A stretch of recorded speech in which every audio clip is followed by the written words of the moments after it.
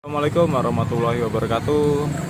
Buat teman-teman yang masih bingung tentang bagaimana caranya menyelesaikan hutang pinjol, jadi saya ingin sharing sedikit ya pada kesempatan kali ini bagaimana caranya kita bisa menyelesaikan hutang kita dengan pinjol.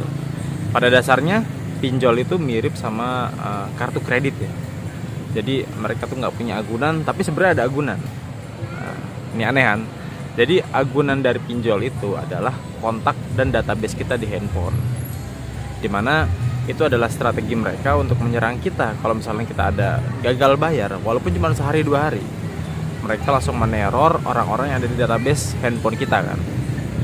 Nah, solusinya gimana nih kalau misalnya kita lagi ada masalah dengan pinjol? Jadi saran dari saya, kalau kita punya masalah dengan pinjol, ini indikasinya gini. Kalau pinjol ya, biasanya kita punya masalah keuangan.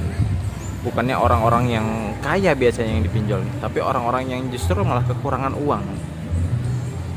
Yang pertama harus dilakukan adalah kita bersikap seperti orang kaya. Kadang-kadang kita berpikir kalau misalkan orang-orang kaya kok kalau punya utang tapi tenang-tenang aja ya.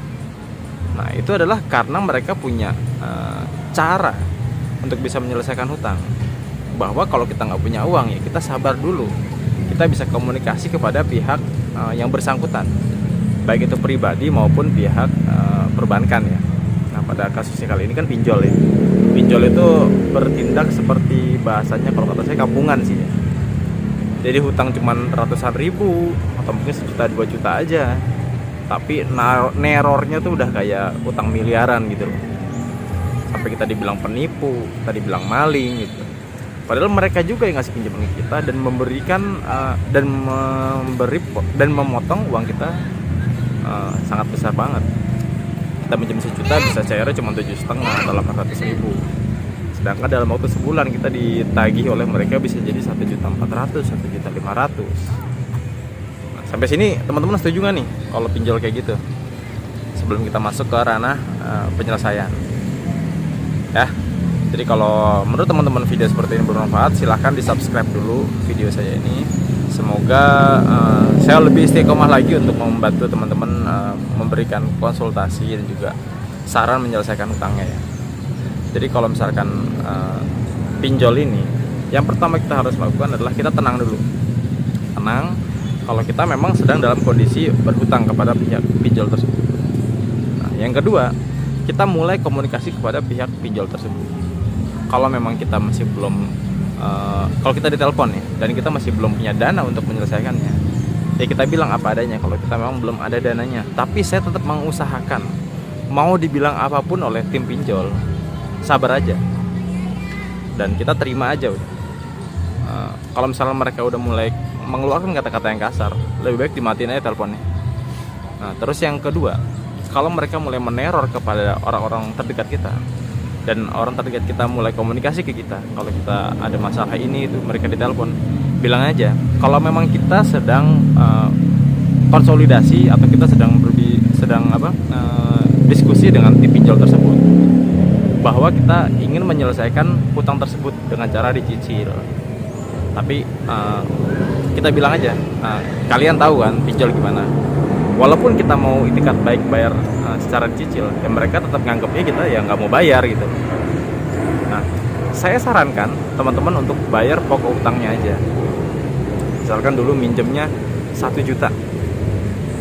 Walaupun sekarang mungkin jadi puluhan juta ya, karena ada beberapa pinjol dari yang namanya gali lubang tutup lubang ya. Tetap aja kita fokus satu persatu untuk bisa menyelesaikannya itu. Selanjutnya fokus kepada pokok utangnya aja, nggak usah berfokus pada denda dan juga denda dan juga bunganya. Karena kita sebenarnya kalau di agama saya, di Muslim ya, itu kita tidak diwajibkan untuk membayar bunga dan juga dendanya. Mau itu dibilang di akad kreditnya ada ini segala macam, kita di agama nggak diajarkan untuk membayar bunga dan juga dendanya, karena itu adalah ranahnya riba sebenarnya di agama saya. Justru kalau kita bayar itu malah saya nggak tahu ya, cuman yang saya tahu, yang pernah saya baca di kitab saya itu, bahwa kalau kita akad riba kita malah dapat dosa malahan, dan juga itu bisa membuat ketidakberkahan rezeki kita nantinya. Jadi alangkah baiknya kalau teman-teman berfokus saja kepada pokok hutangnya. Kalau misalnya tadi 1 juta pernah minjem, sekarang jadi mungkin jadi 2 juta, 3 juta, kita fokus aja ke 1 juta. Teman-teman sisihkan aja per bulan bisa dapat berapa, sehingga uang tersebut sampai dengan 1 juta. Selanjutnya begitu udah ada duit 1 jutanya, begitu ditelepon oleh tim pinjol, bilang aja, saya mau melunasi hutang ini dengan cara datang ke kantor Bapak.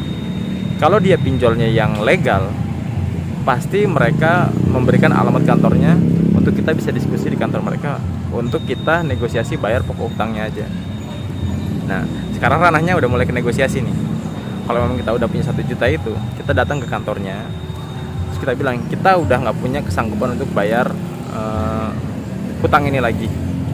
Tapi saya punya usaha, saya udah mengusahakan untuk membayar pokok hutangnya. Karena dulu saya pernah minjemin 1 juta, walaupun saya cairnya nggak nyampe 1 juta ya, cuma 800.000. Tapi saya punya duit sekarang nih 1 juta. Ini udah saya usahakan semampu saya. Bisa nggak dibantu untuk saya menyelesaikan hutang saya kepada perusahaan Bapak dengan uang 1 juta ini tanpa ada biaya yang lain-lainnya, tanpa ada bunga, denda dan lain-lainnya, dan juga penalti misalkan. Itu nggak ada biaya itu lagi. Kalau mereka langsung menerima, alhamdulillah, bayar aja dan minta. Yang penting ini ya, minta surat keterangan bahwa kita sudah melunasi hutang tersebut. Tapi kalau mereka masih belum bisa menerima argumen dari kita untuk bisa menyelesaikan pokok hutangnya, ya udah, kita tinggal pulang lagi dan bawa lagi duitnya. Kalau dia telepon lagi, bilang aja saya udah ke kantor Bapak dan saya udah negosiasi semampu saya. Karena saya udah nggak ada niat lagi buat minjem lagi di perusahaan Bapak, karena saya udah dizolimi oleh perusahaan Bapak atau ibu gitu yang di kantor mereka, tergantung cewek apa cowok ya. Saya udah merasa dizolimi dan juga, tapi saya punya etikat baik untuk menyelesaikan masalah hutang ini. Jadi saran saya, yang pertama, kita harus terima dulu kalau kita memang punya hutang. Yang kedua, kita nabung untuk membayar pokok hutangnya. Yang ketiga, kita negosiasi kepada kantor tersebut. Kalau pihak pinjol itu nggak memberikan alamat kantornya, saran saya, ya udah, kita nggak usah bayar lah, nggak apa-apa.